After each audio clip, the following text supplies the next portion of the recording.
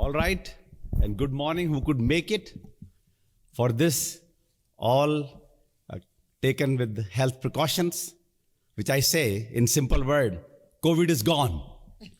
May not be completely true, but that's what we want to make it happen. Yes.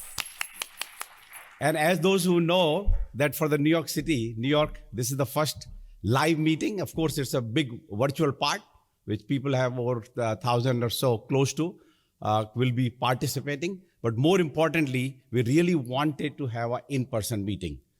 Maybe gutsy, and even now, didn't understand the logistics. There is a lot of people outside, but key is health screening in these kind of meetings is a must. You cannot have cut corners and get one trouble and that destroy the whole meeting. With that note, I really welcome all of you for our 2021 Complex Coronary Cases Symposium with my co-directors, Dr. Annapurna Kini and Dr. Roxana Maran. I'll ask both of them to say a few words. Roxana? Hello. Good morning, everybody. And I think I see the excitement in everybody for coming out and seeing each other in person. So I think this is maybe the first of the meeting here in the city to say, yes, it can be done. So this meeting can be done safely, and several cases and good lectures entire morning. Enjoy the session, and of course, we'll see you on the boat in the evening. Good morning, good afternoon, good evening to all of our attendees, those of you here in person and those of you across the globe. Thank you for tuning in to what will promise to be a day of the most incredible learning experience for all of you to learn from these two master operators when they perform some of the most complex cases, and then from our international and national and international world-renowned faculty members who are here today to teach you and to debate on controversial issues. We just can't wait. This will be a day filled with a lot of great, great promise, and I'm certain that you will leave feeling absolutely great in this first virtual, but also in person, a hybrid meeting of CCC live complex coronary cases. Thank you so much for coming. We can't wait for the day to start. Thank you. As you know that Dr. Kini, Annu will be, like every year, will be in the lab, and she has to go back there, while myself and Annu will be doing the cases. But truly, I would say the MC of the meeting is Roxana, Dr. Maran, who really masterminded in the agenda and got the faculty in 1 hour. It's all, she made it possible. Roxana, thank you very much. And Annu, you are on to your cath lab. Okay, so let's see, people will start trickling in, and we go through our top 10 advances of coronary interventions like every year. More importantly, before I start, really want to thank the organizers here, and more importantly, the industry. And I'm sure everybody suffered in this last 14, 15 months, but at least we are seeing the tail end. It decreasing numbers, so that the life comes back to normal, as much as normal possible. And I'm sure many centers have now exceeded their cardiovascular volume compared to 2019. As we know, going forward, we'll be comparing ourselves with 2019, not with 2020, because that's a false increase. So very clear. So with that note, with the thanks to all our industry, and make sure, please visit the exhibit hall in between timings, your lunch timing and so there are a lot of new equipment, a lot of things, brochure they will provide, and see the latest of it. As far as the space is concerned, I think we have enough. If need to be, they can put some extra seats. They may try to get some side TVs for case, which we are going to see little live cases and so. Okay, with that note, we get to our top 10 coronary interventions. 2020 with Andreas Grunswick, father of angioplasty, which I start my talk usually with this, that his dream was the catheter-based percutaneous treatment of vascular disease in alert and awake patient. And with added, from me, that utmost safety, appropriateness, and ambulatory. More and more procedures we are doing ambulatory, and you know that there are even data for the tower to be done same day. purpose of making these advances are that they're changing our practice. We are accepting them. Of course, many of them have controversial, but key is that some we accept, some we don't, but we move on further. Starting with the imaging trials, with the various imaging techniques besides just an angiogram, with the NIRS, OCT, IVUS, FFR, IFR. So this field is mushrooming, and one really has come into our life is the FFR. So many data, everybody aware that FFR guided PCI is better than angiographic guided PCI, and now actually we have data coming that FFR guided PCI may even decrease long-term mortality. This is the data from the SCAR, and possible explanations are that you identify vulnerable plaque, even which is less than 70%, reduce overall ischemia, and of course decrease the stent usage. Another registry from talking about angiographic versus FFR guided, various points shown here, and the key is that number of FFR patients which we do with the PCI are increasing. These are the data from United States, that FFR utilization is increasing, 75% of the PCI. At Sinai, this is about 62%. And key is, people say, well, maybe FFR will give rise to less PCI. No, look at that.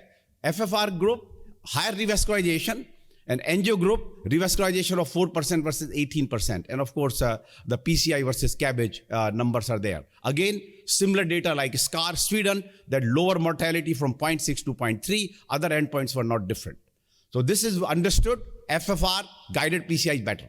Question is, you have done the PCI, and if you did the FFR post-procedure, what do you do? And there are actually many studies, and latest being the target FFR, that if you did a good PCI, your FFR is less than 0.8 or IFR is 0.8, so what you do? So that actually has been the issue, that you want to get with the FFR of more than 0.9 after PCI is done. Many cases FFR is even less than 0.8. So can you optimize? And this is what the issue has been, that can physiologically guided incremental optimization strategy, and to our, I would say maybe not exactly the surprise, that not all cases, despite your optimization after good PCI, you can bring FFR to less than more than 0.9, or many of them remain actually less than 0.8, which means significant. So yes, you get a little better, but turns out to be, what does it mean? It means that many times FFR is the indicator of the diffuse disease. So it's not the PCI. You need to do something more for those. And this will be evaluated in the defined GPS, that you optimize your IFR guided PCI with standard of care. As far as IVUS, a lot of data have come that IVUS guided PCI, particularly complex PCI, the ultimate, we have the 3-year follow-up showing that IVUS guided PCI is better than angio guided PCI. Then question comes, we have two techniques, FFR or OCT. Which one is better? We have the data, single center trial called Forza trial with a 1-year outcome, FFR guided PCI versus OCT guided PCI, and seems to be the OCT is little winner in this small trial. A small number of cases, but seems to be that OCT add in terms of the FFR, whatever we understand, but in terms of optimization, maybe that translate into a lower outcome. And this is actually FFR guided, had a MACE of 14.8% and OCT is 8%. The final answer will be this Illumin 4 study, which is comparing OCT versus angio guided PCI.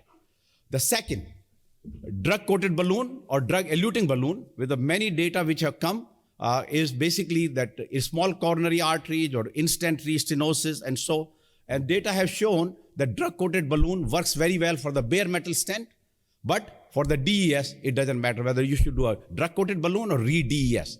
So most of the recommendations are that if you have DES restenosis, you do another DES. With the BMS also, you can do both DES as well as drug-coated balloon. Very complex slide, but just to say the drug-coated balloon for the BMS definitely, but definitely not much for the DES ISR. As you know, drug-coated balloon is not available in the United States, but hopefully with a lot of data coming, will be available in next 1 year.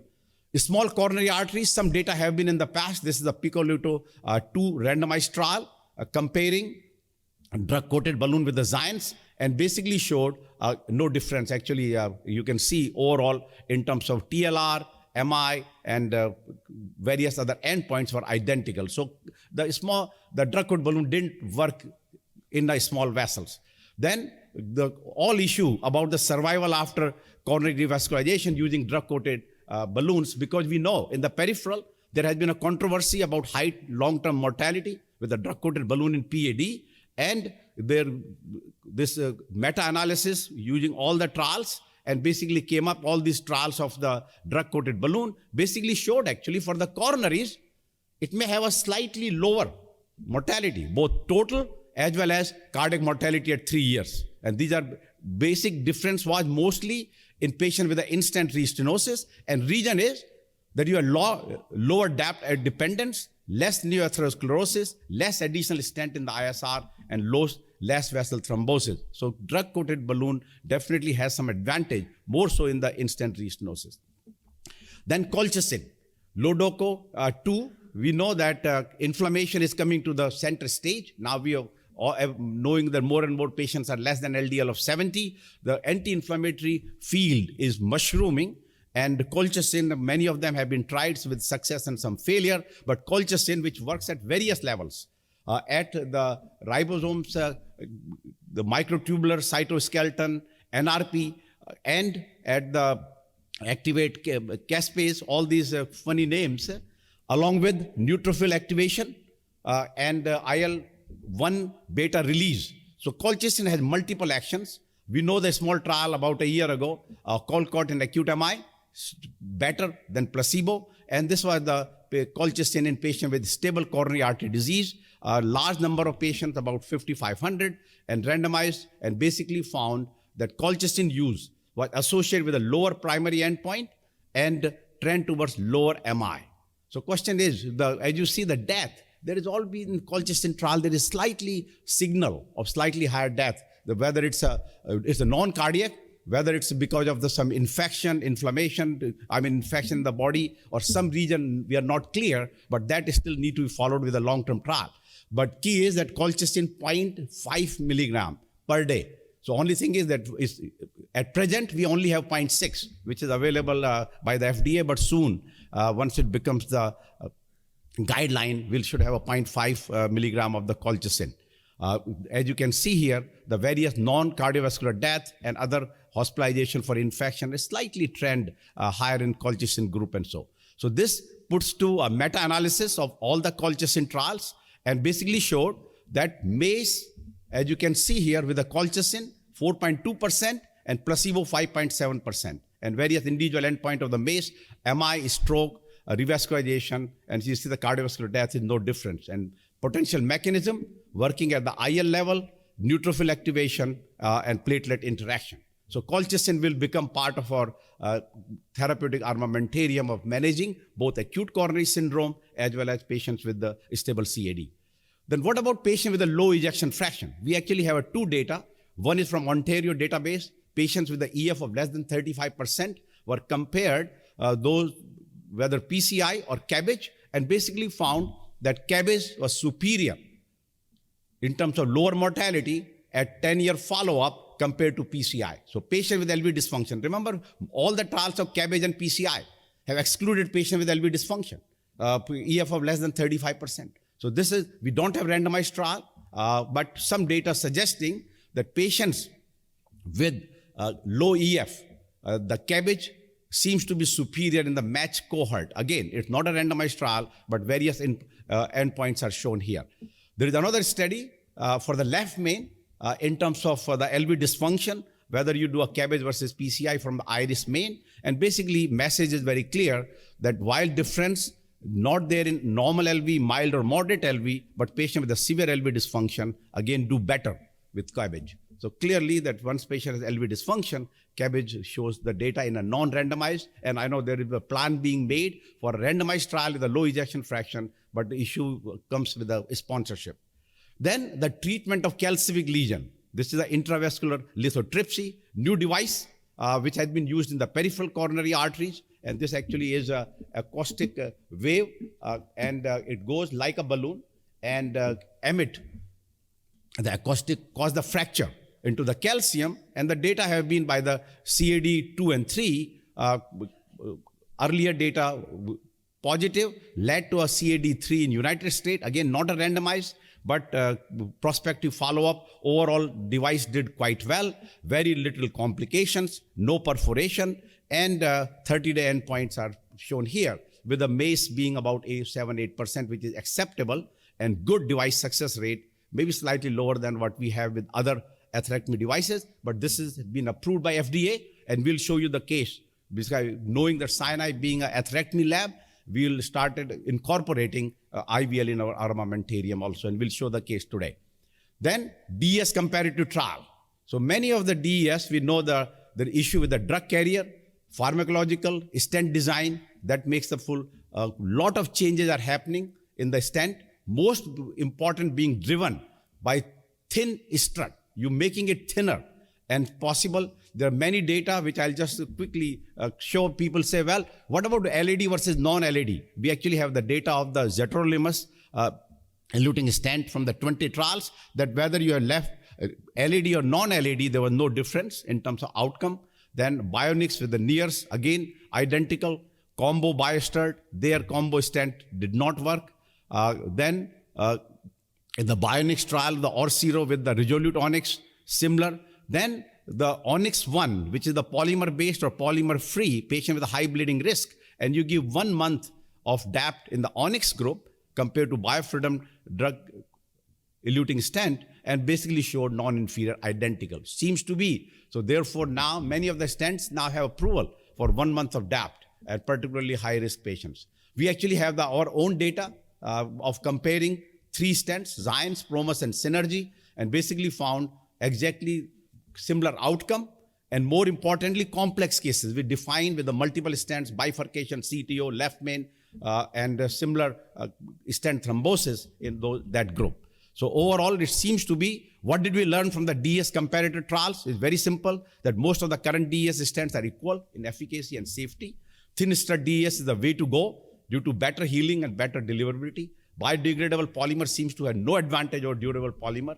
And then because of the rapid endothelization, there is a less DAPT dependence with all the DES at present.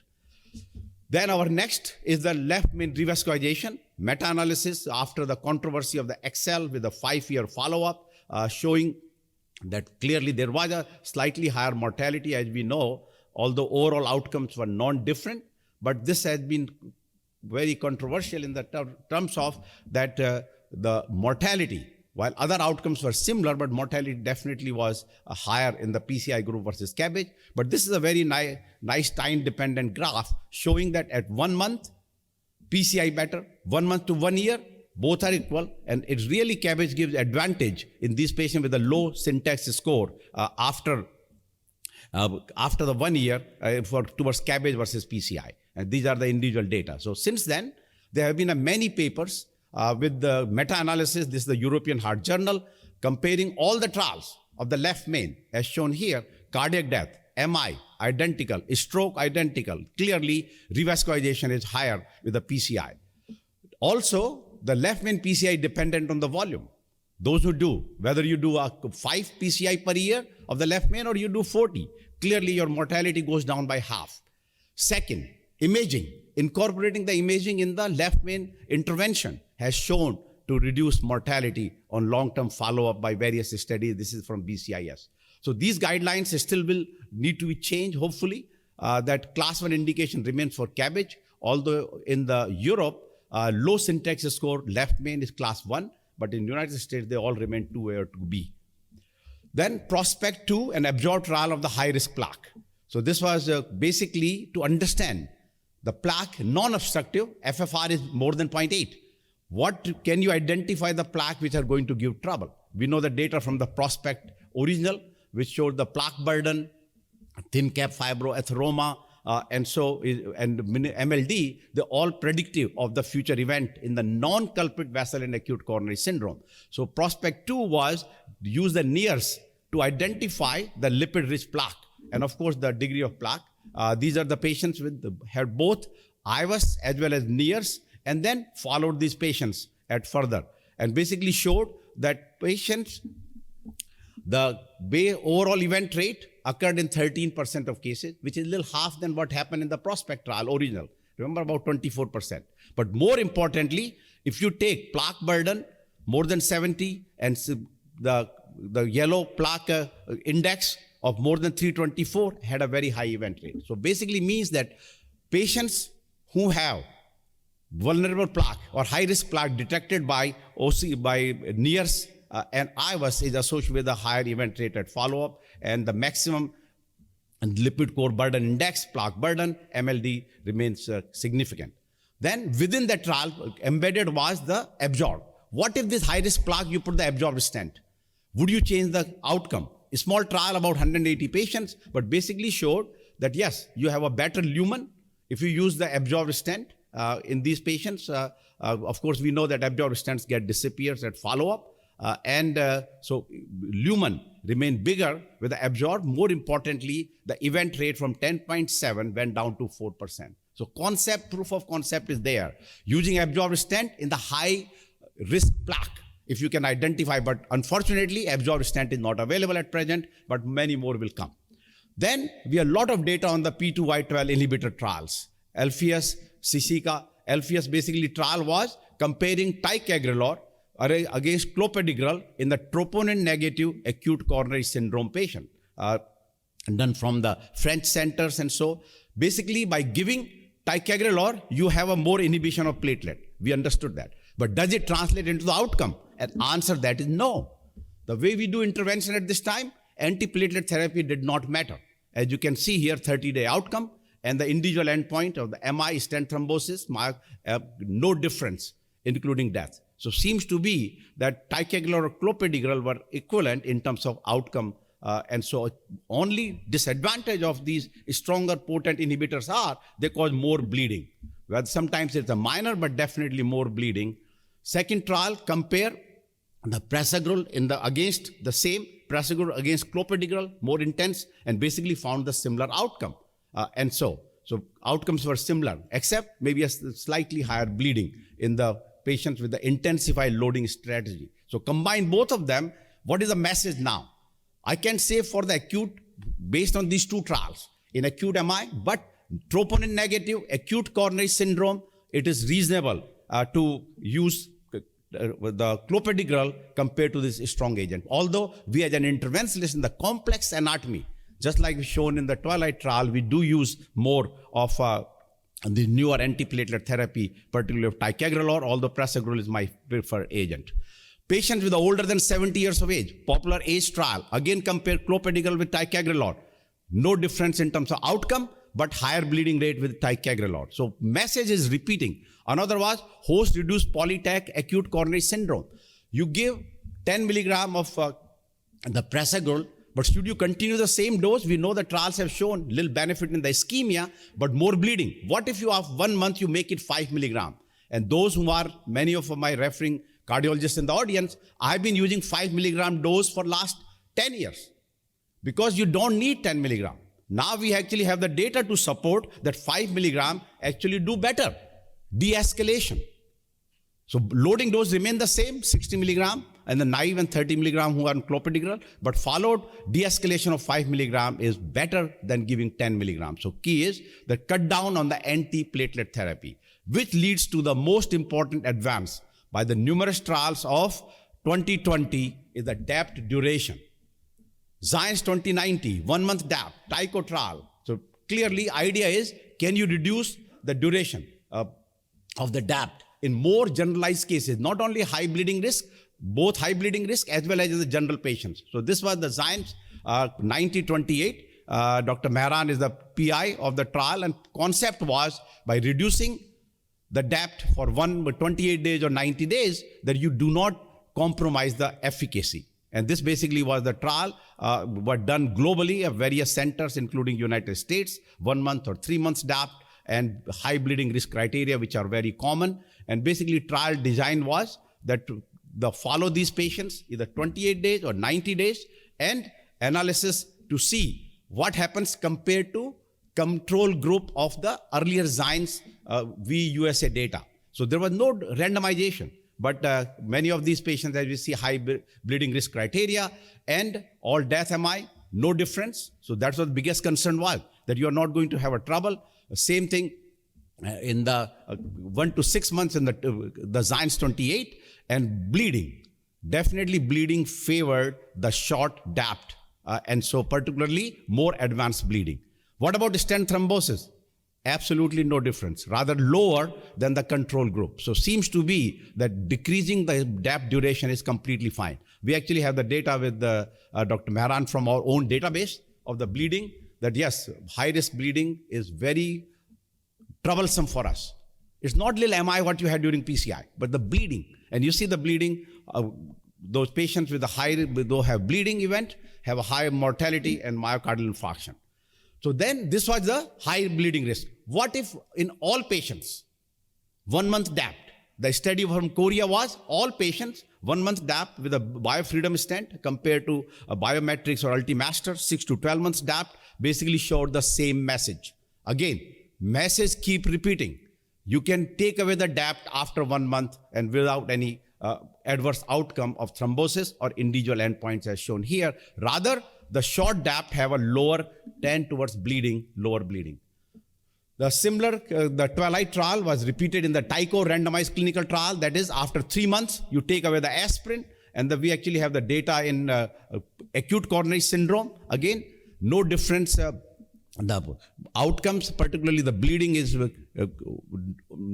overall bleeding, as well as the MACE were lower in the 3 months short duration of the aspirin, and this basically, as you can see here, difference occurs after 3 months, but more importantly, the bleeding.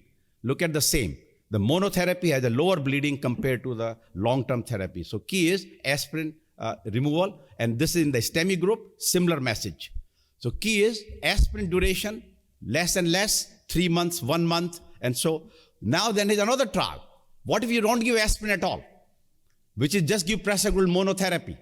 Asset pilot showed benefit, and now they're starting the more randomized trial in this field. So just to sum up, these are our top 10 advances of 2020, and let's sum it up now. Very complex, multiple data I presented, but in 3 sentences, I'll make it now.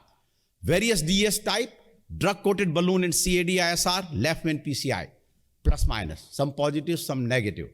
No need to change practice. IVL, high-risk plaque or NEERS, BVS for high-risk plaque if available, de-escalation of antiplatelet therapy, thumbs up. Imaging-guided PCI, colchicine CAD, cabbage in low EF, definitely 2 thumbs up. The real thumbs up are FFR use, short DAPT, aspirin 1 to 3 months post PCI. So this is the way now we do our intervention. We have changed our report now. Reporting to incorporate all these changes that you want to give aspirin for 1 month to 3 months. And so, and how long, which maybe de-escalation. Give ticagrelor or prasugrel for 1 month, after that go to clopidogrel. All the trials have shown you don't need those longer age, and maybe first month is a crucial, after that you can change to become the final better interventionist and survival. These are our data of the last one for 17. Because of COVID, last year we didn't get any from the New York State. You can see here, we enjoy the #1 status of the volume, and comparatively, these are the various data on the non-emergency and emergency cases. Another important thing which has come nowadays is the readmission. So we traditionally get double star means statistically significant lower readmission compared to the statewide of 9%. We are about 6%. And more importantly, we all know that both cabbage and PCI in last 14, 15 years are going down. Numbers, about 40% decline in both PCI and cabbage. Some people say, well, there are a lot of complex trials showed that cabbage is better than PCI. Cabbage numbers should go up. Answer is no. I have the data on the New York State. Same thing. Why? Because better medical management. All the advances we have done in the medical field has decreased the total revascularization in the United States. Of course, the only disadvantage for our PCI group is, but I want to say that cabbage, whether it's acute coronary syndrome or stable, they continue to decline with mortality. See this? Look at the PCI.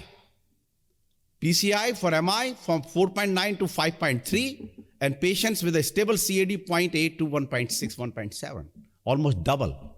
You say, why? Because many of these complex cases come to our lab, and we have to take care of them. So that definitely our risk factor of the patients getting PCI is increasing. And just to sum up, those who have been following us, CCC Live, we actually have a new face, updated the webcast now. It started in the July of 2009. Just this Tuesday, we completed 12 years, 144 episodes without any interruption. And this has been a great success. Usual, about 20,000+ hits, 139 countries, USA 35%, India being second with 15%, but 139 countries. Superb educational. This is, I would say, really like take a pride. Take a pride from my great teacher, Dr. Fuster, that how we educate globally. Dr. Fuster is doing a great job, global teaching in terms of primary prevention. We are doing a reasonable job in terms of teaching the interventional cardiology for the globally. And I really thank my cath lab staff, attendings, and the fellows actually, who are relentlessly working all the time to help us out to get to where we are. With that note, thank you very much, and I'll stop here.